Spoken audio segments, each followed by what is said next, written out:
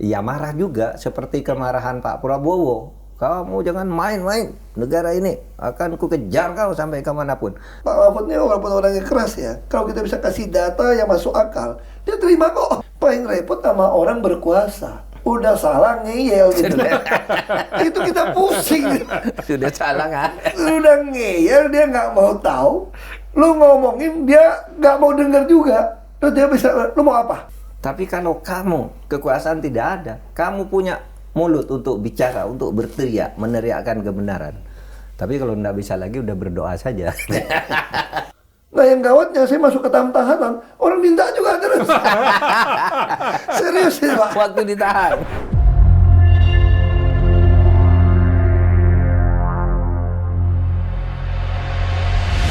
Apa yang membuat orang seperti Pak Mahfud dan Pak Ahok itu lahir keberanian, sifat belak-belakan, terbuka, ngambil resiko apa? Nanti saya ke Pak Ahok juga. Apa Pak?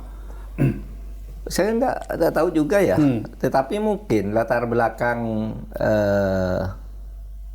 keluarga, kemudian masa kecil mungkin, lingkungan masa kecil saya gitu. Memang pertama di sana orang-orang yang memang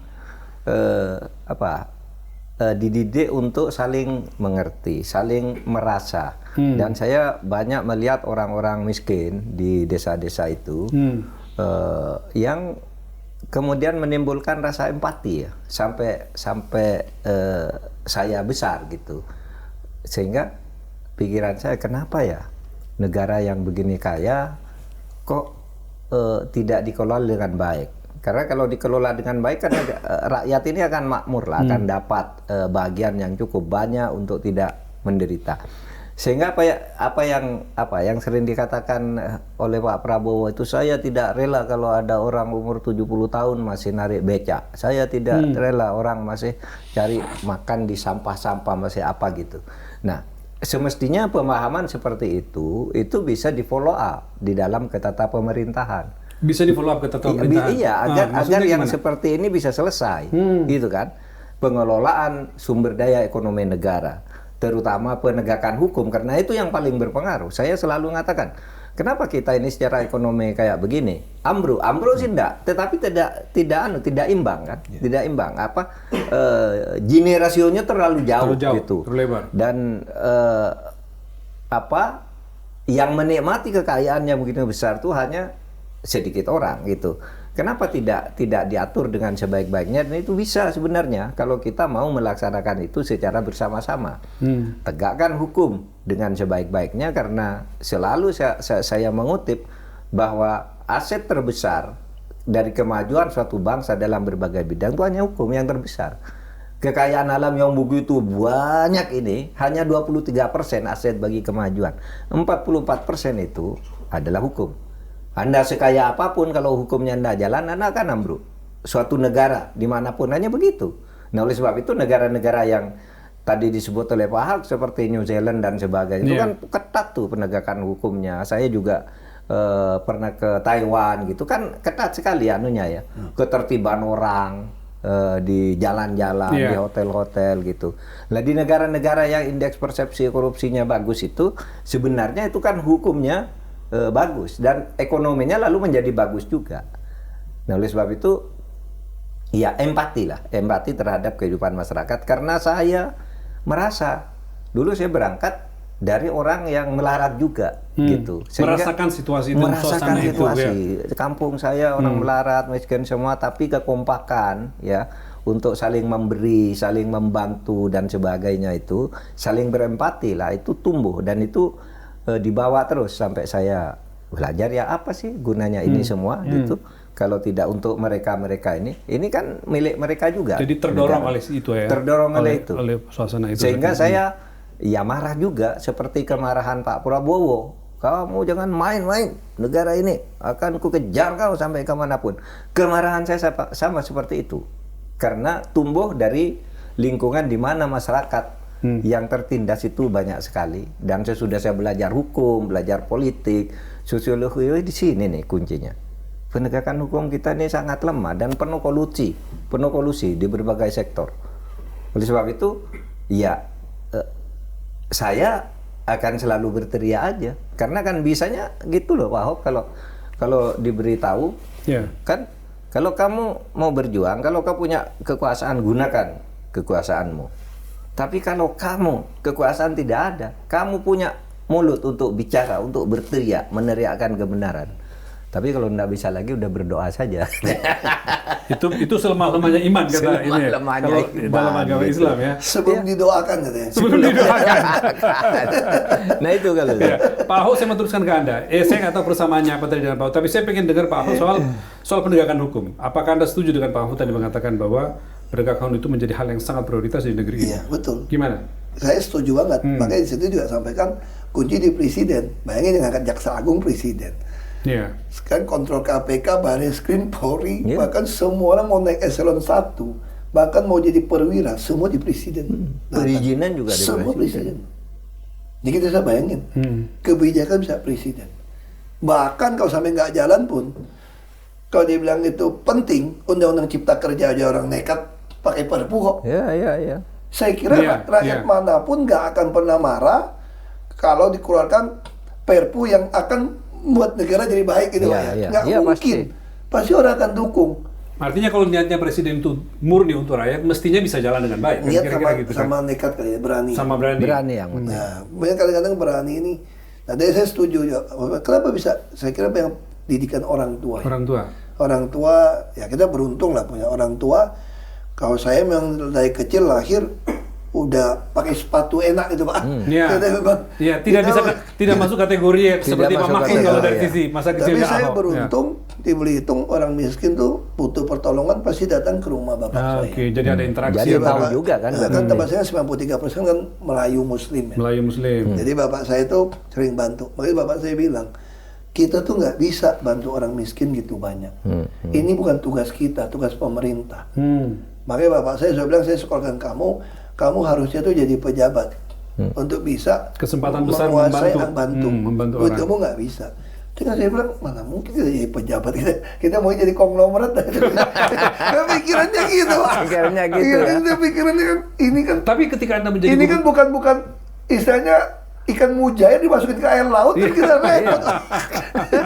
Anda kan sempat merasakan posisi yang penting Pak Ahok ketika menjadi gubernur ya. Anda merasakan Makanya betul saya itu bisa lakukan itu. bisa betul-betul membantu orang, Oh, menertibkan segala macam. Jadi orang Terasa tanya betul. sama saya, Hmm. kamu lebih enak mana? Sekarang apa dulu jadi gubernur? Saya bilang tergantung, enak buat siapa? Hmm. Kalau enak buat pribadi, enakan sekarang saya bilang. Hmm. Orang mau kasih saya apapun saya boleh terima, nggak ada gratifikasi. Toh. Iya. Naik pesawat private jet teman juga boleh. Semua nggak ada Nggak ada beban, gratifikasi. nggak ada beban. Ya. Tapi yang nggak enaknya apa sekarang saya bilang? Orang minta bantuan saya nggak punya dana taktis lagi bantu orang. Dulu bayangin ya kalau kita jadi pejabat. ya. Pejabat. Rumah sakit bilang kurang pasien, wah orang serasar gitu. Langsung saya panggil, bikinin, tambah ruangan. Nggak bisa Pak, mau tender mau apa? Saya cari ketemu. Kenapa nggak desain and build? Nggak ada aturannya. Saya datangin Pak Kuntoro. Ya, Pak Kan Kuntoro. UKP 4. Iya, Karena UKP Pak 4. Kuntoro almarhum ini teman baik bapak saya. Kuntoro Mangkusubroto. Iya. Oh, oke. Pak Kun, ini nggak ada aturan gini-gini. Dia telepon Pak Agus Raharjo tuh Pak. Depan saya nih, Gus, ini depan saya Basuki nih. Dia nggak tahu Sebagai apa. kepala ini ketua UKP 4. UKP 4. Itu bukan Pak Agus Raharjo ya? Iya, dia LKPP. LKPP. LKPP. Saya nggak mau tahu, bikinin buat Basuki. Dia maunya desain and build. Jadi provinsi pertama, jadi rumah sakit sama isi dulu bisa 4 tahun baru beres konsultan. Dengan cara desain and build, di bawah 2 tahun langsung bisa masuk orang Pak. Gitu. Saya langsung bangun di Pasar Minggu, bangun di Koja, Tamai, bisa 1000 bed tuh. Parakan. Nah itu enak. Terus apa lagi grup? Orang lapor sama saya, Pak ini ada orang gerobak Pak. Orang sakit di gerobak. Waduh. Kirim saya. Iya, Biasanya saya sakit ketemu di orang. gerobak. Saya langsung kirim ke grup kesehatan. Langsung siap. Terus langsung laporan, mohon maaf Pak, KTP-nya bukan Jakarta. Gua nggak mau tahu KTP Jakarta, nggak jadi kurang ajar. Ini orang bantu pokoknya. Wah langsung bantu. Terus nggak ketolong meninggal. Meninggal gimana nih Pak? Lu punya ambulan, lu punya mobil jenazah, kenapa nggak antar pulang ke Jawa? Nggak usah bayar. Ah, itu enaknya. Iya, bisa membantu orang. Bisa langsung membantu ada ya. Terus kuasa saya untuk punya membantu orang. bantuan itu ya. Saya tiap bulan itu uang operasional saya itu bisa habis 1 miliar lebih itu habis untuk tebus ijazah. Jadi banyak orang susah, udah lulus nggak bawa ijazah asli, utang 3-4 juta. Lalu dia mau kerja, mau ngelamar, susah. Itu lapor ke saya bayarin. Nah yang gawatnya, saya masuk ke tahanan, orang minta juga terus. Serius ya Pak. Waktu ditahan. Kan orang taunya saya kan. Sampai hari ini Pak, Bapak kalau periksa HP saya Pak, pasti ada yang minta bantuan Pak. Jadi sampai sekarang saya masih ada pegawai yang akan pergi ngecek, bener nggak? Begitu. Tadi ada yang ngadu lagi, nggak bisa bayar kos. Waduh. Janda, dia kerja mengangkut Gojek, motor, nggak cukup. Motor rusak, dicek betul. Nggak bisa bayar. Ngadunya ke mantan gubernur lah ya. Tuh saya kadang-kadang saya protes tau nggak?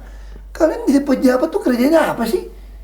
Kenapa nggak kasih satu nomor supaya DPD jangan cuma ngurus konstituen gitu loh. Ya, Iya. ya. Nah terus kalau di Jakarta kan ada IMA kan. Dia sekarang untuk Jakarta kalau ada ijazah nyangkut saya udah nggak pernah keluar duit. Saya suruh anggarkan. Kan kita tahu dong, berarti bayar yang kayak gini kita anggarkan. Dulu kursi roda kita bantu. Jadi jadi pejabat kalau untuk nolong orang itu betul-betul enak. Bukan duit kita. Iya. Saya pernah dikatain dari Dan itu kenikmatan Pak Ahoy sudah membantu sekian banyak saya orang. pernah untung 140.000 US dollar pabriknya sebulan gitu ya. Zaman itu senangnya kalah dengan senang bisa nolong orang. Nolong Iya. orang. Misalnya kita ketemu orang butuh bantuan, suruh bantuin langsung. Yang secara Mau pribadi, rumah susun. secara pribadi Anda nggak dapat apa-apa dari situ ya. Makanya saya bilang senangnya itu mengalahkan waktu kita untung 140.000 US Iya, dollar. iya. Itu yang saya bilang. Ada senangnya yang Iya. nggak bisa kita betul-betul senang gitu loh. Makanya itu ada nenek-nenek gitu kan saudara ngomong gini, lu miskin lu Hok, jadi pejabat, nggak mau korupsi gaji kecil. Terus aku bilang, aku pasti lebih kaya. Nah yang mana lu lebih kaya? Nggak mau korupsi. Karena gua bantu orang miskin nggak pakai duit gua lagi. Dan bukan cuma nggak pakai duit gua bilang, saya kemana-mana dibayarin. Bayangin, tiba-tiba rumah saya listrik dibayarin, bensin saya dibayarin, untuk Iya. survei-survei dibayarin. Membantu banyak orang tapi duit nggak keluar kira-kira. Dan gitu dapat ya. duit, dapat Dan gaji. dapat duit, dapat gaji. 10 kali dari PP1 masuk. Pak Mahfud, jadi penting memang memiliki kuasa itu. Untuk apa tuh? Tapi ini dulu, Hmm. seneng kalau bisa membantu orang Bisa itu membantu penting. orang. Jadi kalau kita tuh merasa senang kalau misalnya bisa menyenangkan orang lain, bisa membuat orang tersenyum, bisa membuat orang bira tuh senang sekali. Kita bahagia. Tapi juga harus marah kalau ada orang sewenang-wenang kepada orang lain. Suka mengambil hak-hak orang lain, berlaku tidak adil. Kita harus marah tapi juga harus senang kalau ada Orang yang tertolong. ada peluang kita membantu Membantu orang. orang. Dalam situasi apa? Bisa uang, bisa kasus, bisa apa. Kalau orang yang tertindas itu harus kita bela. Nah itulah sebenarnya tugas kemanusiaan kita. Keadilan dan keberadaban itu di situ sebenarnya. Kalau kita merdeka itu untuk apa? Agar kita bisa membangun peri keadilan dan keadaban, ya. Nah itu yang apa harus menjiwai kita. Nah, kalau persoalan kita bisa membantu orang kalau kita itu punya kekuasaannya, memang begitu. Memang begitu. Coba Anda punya apapun gitu ya yang Anda inginkan. Tetapi ada juga mungkin kemampuan atau berpikir untuk meratakan pendapatan atau kekayaan alam. Kalau Anda ada punya kekuasaan, Anda bisa. Ya kan?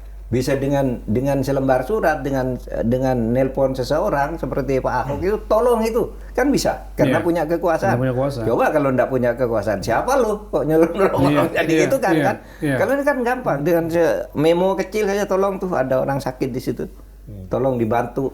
Itu ada orang ndak bisa makan, tolong dibantu gitu. Nah itu kekuasaan. Itu sebabnya kalau ini bulan puasa ya. Ini bulan puasa. Kalau di dalam agama itu diajarkan kan gitu. Diajarkan apa? Melaksanakan kebaikan agama itu adalah saudara kembar dengan punya kekuasaan. Anda mau melaksanakan ajaran agama yang bagus bagi kemanusiaan untuk nolong orang, itu tidak akan tidak akan bisa berjalan baik kalau tidak dituntun oleh moral agama. Tapi kalau Anda punya moral agama kok tidak ada kekuasaan, juga tidak ada gunanya. Oleh sebab itu berbuat baik, menggunakan kekuasaan, melaksanakan perintah-perintah kebaikan agama atau ajaran leluhur kita yang mulia itu dua hal yang tidak bisa dipisahkan gitu. Dan saya juga tahu Pak Mahfud ini walaupun orangnya keras ya, kalau kita bisa kasih data yang masuk akal, dia terima kok. Ya, iya pasti. Nah ini namanya orang yang memang terdidik dan profesional Iya, gitu loh. iya. Ini data gitu loh. Iya. Nah Ganjar juga orangnya begitu. Paling repot sama orang berkuasa. Udah salah ngeyel gitu. Itu kita pusing. Sudah salah kan? Udah ngeyel dia nggak mau tahu. Lu ngomongin dia nggak mau denger juga. Terus dia bisa, lu mau apa? Wah ini kan gawat gitu loh. Kan kita kan bisa lihat kan karakter orang. Kan bisa kita lihat gitu loh. Tapi persoalannya kan pikiran seperti ini ada di pembentukan Danantara ya. Sebenarnya Itu udah ada apa INA. masalahnya di Kan mana? udah ada INA. Ya sebelumnya udah ada INA tapi ya. Saya bukan mau kritik Danantara Pak ya. Nggak apa-apa, kritik juga nggak apa-apa. Kritik boleh loh, kritik boleh loh. Ya, Nggak apa-apa. katanya kritik juga dianggap musuh. Ham. Susah kita nih. Aduh. Ya, gimana, kita gimana? udah pernah kuliah, udah cukup lah. Kuliah 2 tahun udah cukup ini. Kuliah. Kan kita udah punya INA pertama, idenya. Indonesia Sovereign Fund. Ya. Iya, iya. Itu udah benar. Bahkan saya usul sama Pak Jokowi waktu itu. Karena itu buku putih begitu. Kalau menurut saya Pak, nggak ada Menteri BUMN lagi Pak. Bubarin Pak. Buat saya, negara ini nggak perlu ada BUMN juga. Saya berkuasa kok. Misalnya contoh kayak Freeport. Ngapain saya keluarin duit, minjam duit, sampai mau beli saham 51%. Ya, 1%. Tahu nggak artinya kalau saya punya saham 51%? Kerusakan lingkungan Anda yang Anda pakai puluhan tahun, sekarang saya ikut udah beli dari Anda, saya ikut tanggung jawab 51%. Pindah ke Anda gitu ya. Kewajiban Pindah ke Anda membangun smelter, saya ikutan sekarang. Ya, Kalau ya. saya nggak mau. Nggak usah repot. Saya sih nggak mau bagi untung. Saya maunya cara kampung saya dulu. Nikel lu angkat, emas lu angkat, tembaga lu angkat, Ambil 20% keluar buat punya rakyat saya. gitu ya. Iya, iya. Saya juga akan bayar royalti. Saya duduk anteng-anteng aja. Itu yang saya maksud. Tuh kalau ada dana ngapain sekarang ngambil duit konglomerat itu banyak. Terus buat main saham. Kawat dong, kita mesti produk sesuatu dong. Itu juga saya bilang kayak koperasi gitu ya. Kan kalau mau beneran, kenapa nggak mau semua yang disita, sawit-sawit, tambang yang disita, semua orang kerjain, berlaku hukum tadi tuh. Ini punya koperasi desa. Setiap penduduk adalah anggota koperasi. Dapat dividen. Kaya negara ini. Kalau rakyat kaya, buka toko apapun laku, Pak. Kan Iya, itu iya. hukum ekonomi kan. Iya, iya. Nah jadi, ya itu faktanya begitulah. Iya, Menurut iya. saya Danantara itu, buktinya apa? Bukan saya yang ngomong lah. Kalau Danantara berhasil bagus, kendalikan ini semua, rating kita, peringkat kita turun nggak? Jadi nggak usah berdebat nih, nggak usah main jago kandang. Kalau kan itu orang mereka nggak jahat dong. Iya, Kan iya. namanya perusahaan investasi. Dia harus sampaikan kepada investor kan, negara ini hati-hati loh. Iya. Negara ini hati-hati. Ini bisa ke negatif, bisa apa? Diperingatkan sebelumnya, iya. Bahwa Itu artinya apa? Iya. Berarti kita nggak lakukan PR yang dilakukan, Iya, ya, disarankan sama dia. dilakukan. Iya. Sebenarnya- Makanya peringkatnya pada iya. turun, Pak.